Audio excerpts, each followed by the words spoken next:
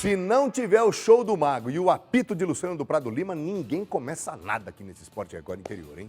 Vamos restabelecer a seriedade? Vamos, sabe por quê? Porque é hora de falar de confronto. Ela, ô louco. Rapaz, cuidado com isso. Confronto regional no Campeonato Paulista de Basquete Masculino. Um dos times, né, já vai para a quinta partida e ainda está em busca da primeira vitória. O outro está fazendo a sua estreia. Explico. O estreante é o Ituano Basquete. A equipe não joga, né, desde essa partida que você está vendo aí, ó. Foi o jogo contra o César Araraquara no dia 3 de julho.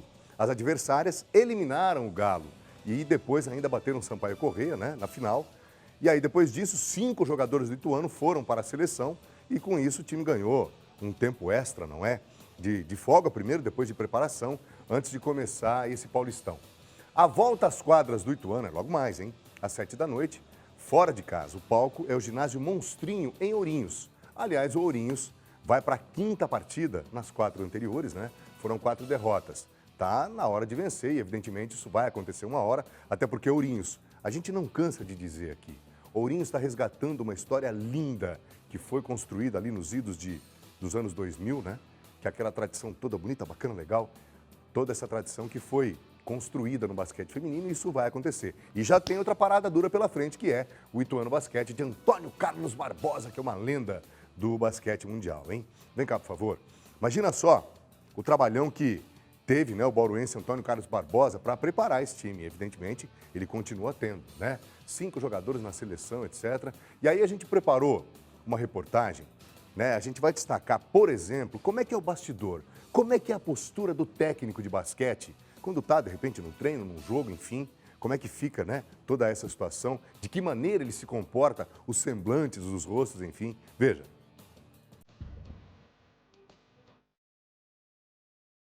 Para você que acompanha o nosso Esporte Record Interior, já sabe que aqui você vê tudo sobre todos os esportes. Hoje nós estamos na panela de pressão e você vai conhecer um pouco mais sobre o trabalho dos técnicos Paulo Jaú e também Everton Moraes. Vamos lá?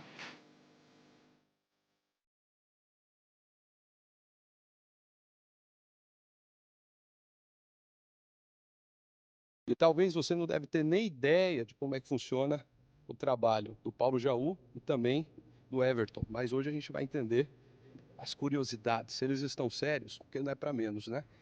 2 computadores e a dúvida que eu quero, primeiramente, cumprimentar o Paulo Jaú, esse que foi eleito o melhor técnico, hein, gente? Diga-se de passagem, mas sobre isso a gente fala daqui a pouco. Paulo, obrigado pela sua participação. Estou vendo você concentrado aí. Esse trabalho fora das quadras, como é que funciona? É um trabalho árduo, né? É um trabalho que ele passa, né? Transcende ao nosso dia a dia aqui, né? Você leva um pouco desse trabalho para casa, né? Principalmente eu gosto muito dessa parte, né? Eu fui assistente muitos anos, então eu aprendi a trabalhar dessa maneira e hoje, né? Como técnico, eu também gosto de dar continuidade a esse trabalho, né? Tem o trabalho que o Everton também faz, muito importante, mas eu gosto de levar esse trabalho, eu gosto de trabalhar em casa, eu gosto de trabalhar após o jogo, eu gosto de trabalhar durante uma viagem, entendeu? Então, assim, transcende bem, não é só no dia a dia, não é só o treino de quadra. Tem muita coisa ainda que precisa ser feito após os treinos de quadra. E Paulo, esse trabalho, para quem está acompanhando o jogo, você também, nessa rotina de treinos, você consegue observar, por exemplo, o trabalho de um levantador, mas através do vídeo você consegue analisar o que? Detalhes, como é que funciona? O vídeo, a gente usa o vídeo até nos treinos, né? Nós temos uma câmera aqui no ginásio, né, que o Everton programa. Quando entra no trabalho tático, acaba o treino, né? Às vezes tem muita coisa que passa despercebido durante o treino, e daí chego em casa, baixo esse vídeo, daí eu vou olhar, vou editar, né, para ver o que deu certo, o que não deu, o que precisa ser melhorado, o que não precisa, edito ele e ponho no grupo para os jogadores também assistirem. Então, assim, após o treino, acabou o treino, lá em casa eu ainda vou mexer nessa parte da edição para ver como que foi o treino, porque a gente não consegue, às vezes, a olho nu aqui você não pega. E com a câmera você vai e volta, repete, né? Você pega um ângulo melhor, você consegue pegar mais detalhes. E Paulo, tanto do Dragão como dos oponentes também? Também. Isso a gente não, quando o time treina aqui, a gente não usa essa câmera, mas a gente usa, né, os dados. Nós temos uma plataforma, né, que a liga disponibiliza para as equipes, né, Nós temos acesso, temos todos os dados ali. Ali você tira informações do jogador, quantas vezes ele quica a bola para o lado direito, quanto ele vai para a esquerda, quantos arremessos ele tem. Então, ele tem todos esses dados estatísticos. Mas daí essa parte entra com o Everton, né? Isso aí o Everton que esmiuça tudo isso, trabalha em cima disso e me passa as informações. Eu fico com a parte coletiva, né? Eu fico com a parte tática das equipes. E o Everton fica com a parte de estatística e a parte individual que ele manda para os jogadores, com a característica de cada jogador que nós vamos enfrentar.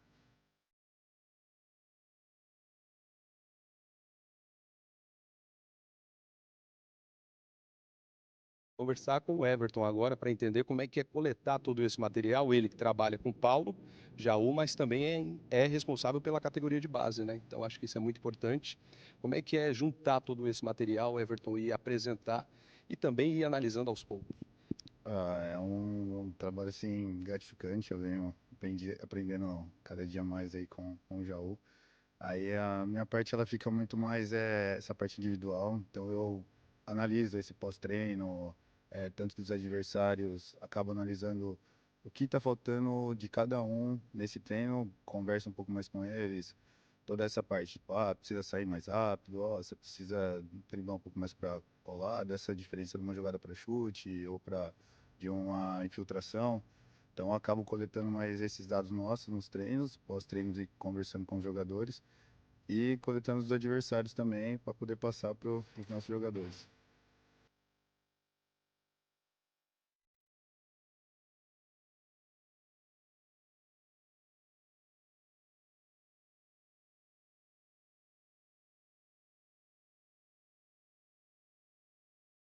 Perguntar novamente para o Jaú, essa parte dele ter vindo aqui para Bauru e está fazendo história, né? E isso é o mais legal. Quero entender dele esse título recém-conquistado, acho que é muito importante, e também a renovação desse contrato, né? O torcedor do Dragão já está sabendo disso, mas acho que para a televisão e para quem assiste o nosso Esporte Record Interior, acho que isso é bacana, já entender aí como é que chega esse título para você e também essa renovação de contrato. É um título, né? É sempre bem-vindo, é bacana, né, para a carreira do profissional, mas esse título, como eu já disse anteriormente, né, eu sou a pessoa que representa a minha comissão técnica, né? Infelizmente só ganha o técnico, mas para eu poder ter ganho esse título, tenho o Everton para me assessorar, eu tenho o Bruno para me assessorar, né? Eu tenho até mesmo o trabalho da imprensa para me assessorar, tenho o Vanderlei, a diretoria, tem toda a equipe, né, que dá esse apoio, que procura fazer aquilo que a gente planejou. Então é uma conquista coletiva, só que é o único que vai receber é o técnico, né? Mas eu falo para eles, vocês têm que se sentir representado com esse título também, entendeu? Isso é importante. Essa valorização de trabalho, né, de renovação de contrato, né, mais uma oportunidade de continuar o trabalho aqui em Bauru, numa cidade onde ela respira basquete, uma cidade tradicional no basquete brasileiro. Então é muito gratificante poder ter mais uma temporada à frente do Dragão.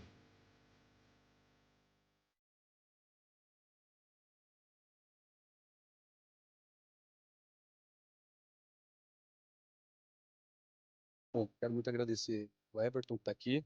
Obrigado pela participação. É muito legal a gente mostrar esses bastidores, né? Não, eu que agradeço aí a oportunidade de estar mostrando nosso trabalho aí e voltem sempre. Pode deixar. E também o Paulo, né? A gente estava até brincando aqui agora, são bastidores que o pessoal que está em casa não acompanha, mas eu vou falar um pouquinho aqui. A gente até brincou, né, sobre a questão do escritório deles. É isso aqui, gente, olha só. É isso aqui, a gente está tendo essa oportunidade de mostrar na prática, além do trabalho em quadra, que isso aí, eu particularmente já estive aqui em muitos treinos, então a gente consegue ver toda essa dedicação, mas também a parte de bastidores por trás, é isso aqui, né? Olhando, analisando, vendo cada lance, e por isso que cada vez mais o Dragão não para de crescer, né, Paulo? Isso é um trabalho, é um estudo diário, né, que a gente fala assim. A maneira que a gente possa estudar basquete é através dos vídeos, através dos jogos. Agora, assistindo um jogo de LDB, uma semifinal, onde você está vendo jovens, né, que estão aparecendo no mercado, que podem ser prospectos. Aí nós achamos um jovem que é o Brandão, né, de Ponta Grossa, assistindo LDB. Então, assim, você tem que estar atento a todo momento, entendeu? A todo mercado que está, onde tem a bola laranja, você tem que estar atento para que você possa ir, pode aparecer uma oportunidade, né, que a gente pode estar vendo e trazendo para o Dragão. roubar essa fala? Bola laranja na mão, mas não é na minha, é na dele. Obrigado, viu, Paulo? Sensacional, viu? Obrigado, Everton. Valeu, gente.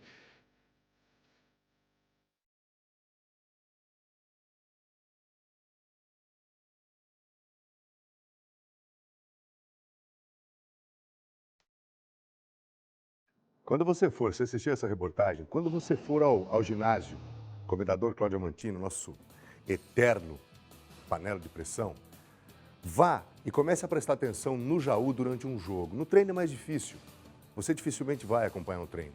Preste atenção ali, no que é o líder, na forma com que ele lidera, na forma com que ele se comunica com o jogador. Você sabe que o treinador ele pode resolver um resultado ali? Você sabe que ele pode extrair de um atleta, e isso é o legal. Ele pode extrair de um atleta com uma palavra que ele fala durante um jogo, por exemplo. Isso é o bacana. A liderança, aquilo que o comandante faz em relação aos seus comandados. Isso por si só explica tudo. E o Jaú, você pode ter certeza, ele foi eleito o melhor técnico do último NBB exatamente por causa dessa condição de liderar uma equipe modesta. O nosso Bauru Basquete, até então, no NBB, agora dessa última temporada, era um time considerado modesto. Outros times de ponta, enfim, estavam mais adiantados do que o nosso Bauru Basquete. E aí tem o papel do treinador. Aí mora o valor real e definitivo de um treinador. Porque você pega um time modesto e você consegue fazer dele um time tão competitivo quanto os de ponta, e o pessoal da diretoria, por exemplo, sabe do que eu estou falando?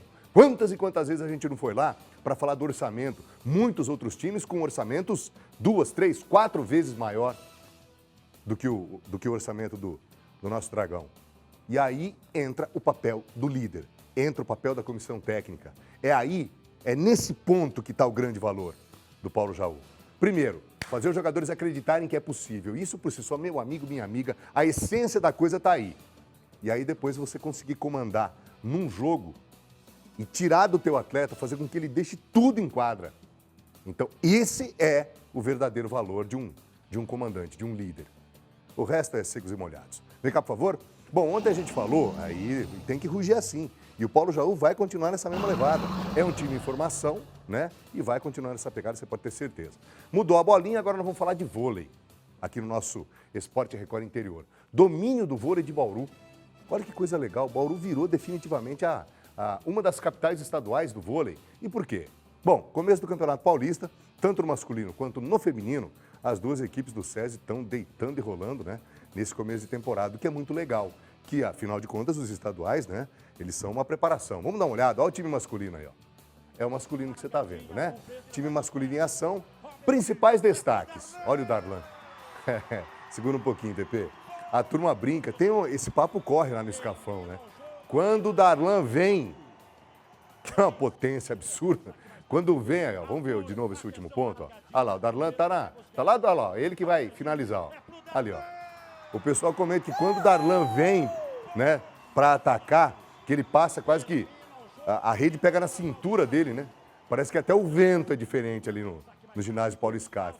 Rola até um redemoinho. Enfim, os principais destaques, como eu disse, um deles é o Darlan e o outro é o Lucas Bergman. Ambos, os olímpicos, né? Estiveram com a seleção brasileira, seguem em Bauru durante essa temporada.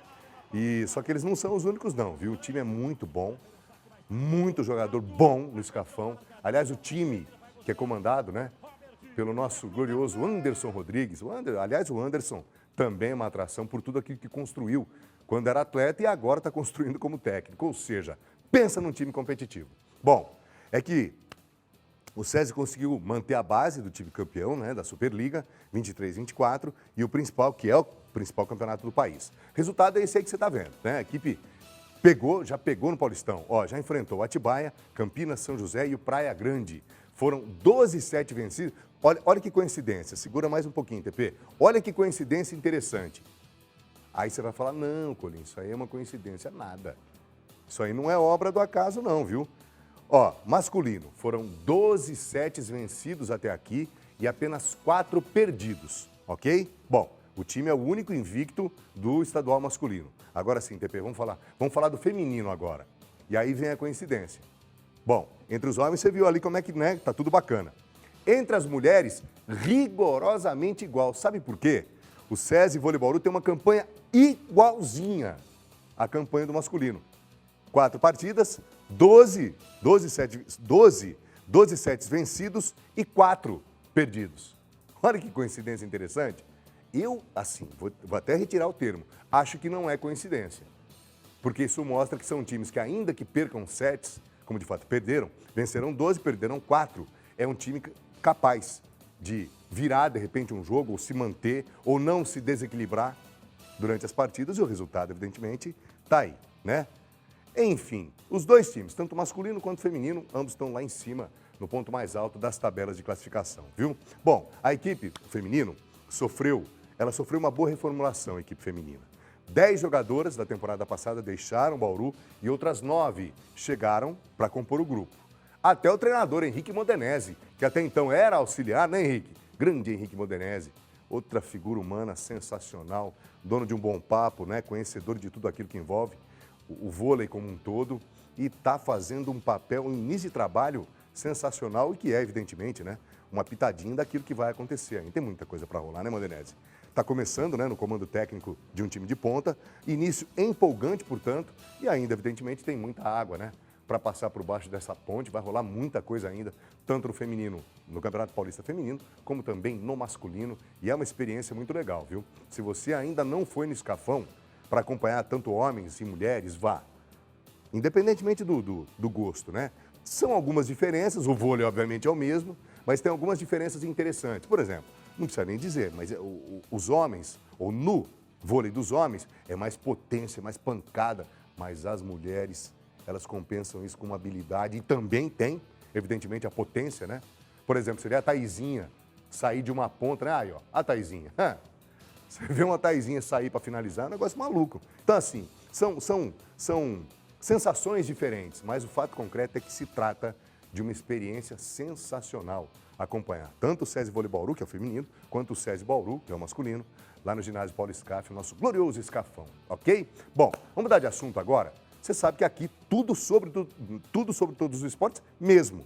Agora vamos falar de judô. Estamos falando de quem? Para variar, né? Vamos falar de quem? Do SESI, que é um... Eu sou fã do SESI, né? Assim, sou até suspeito para falar. Muito bem. Equipe de rendimento do SESI Judô fica em Botucatu. E a equipe, para variar, foi destaque no Campeonato Paulista Sênior de Judô, com 250 atletas participantes.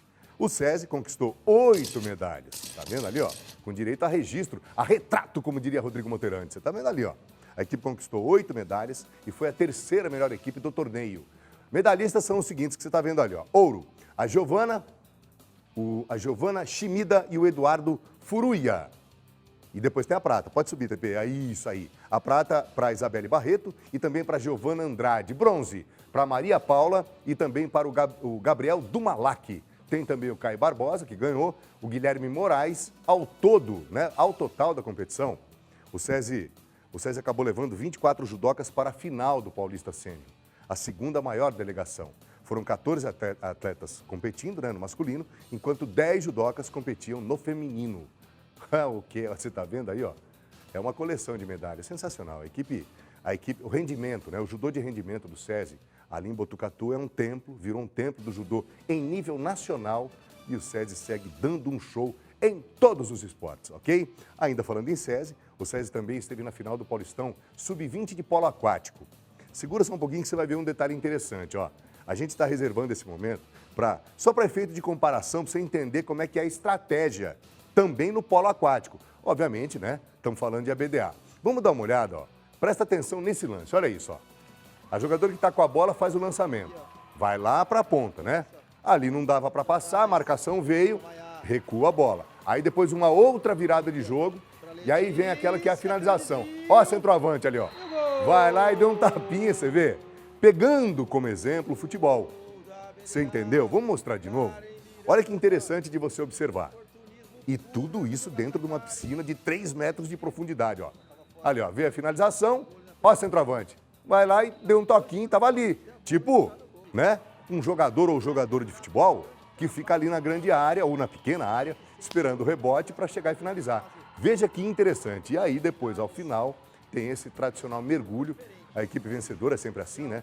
todos vão para a água e é uma tradição interessante do nosso polo aquático, né? Podemos chamar de nosso, porque já virou uma rotina aqui no nosso Esporte Record Interior falar de ABDA e falar também do polo aquático. Essa foi a final do Campeonato Paulista e a ABDA bateu o SESI da Vila Leopoldina por 10-7. O Paulistão Sub-20 foi disputado em Bauru, né, no último fim de semana.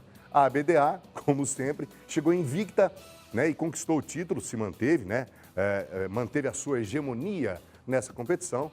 Aliás, essa hegemonia vem desde 2018. São 7 títulos consecutivos. A ABDA é uma joia bauruense. A todos os envolvidos, o nosso carinho, o nosso respeito e a nossa admiração também, ok? Bom, vem cá, vamos falar de futebol? Tem Copa Paulista aqui, hein? A gente vive falando isso. Copa Paulista tem um monte de puxadinho, mas casa mesmo, casa, morada, é aqui na Record, né? No sabadão, você sabe, tem Copa Paulista aqui na tela da Record, viu? 3 horas da tarde, jogo, um duelo interessante, viu? Monte Azul contra o Comercial. O primeiro jogo deu empate, isso faz com que o segundo jogo ganhe em importância, né? Empate em 0-0. Agora, quem vencer vai para as semifinais. Então, anote aí na sua agenda, é no sabadão, às 3 da tarde. Ok? Dito isso, ponto final. Cadê o apito Luciano Prado Lima para a gente finalizar mais essa edição? Luciano Lima apita e assim a gente termina, então, mais uma edição do nosso Esporte Record Interior. Rodrigão tá voltando, segue contigo até 2h55. Tem muito BG ainda, hein? Segura aí, voltamos já.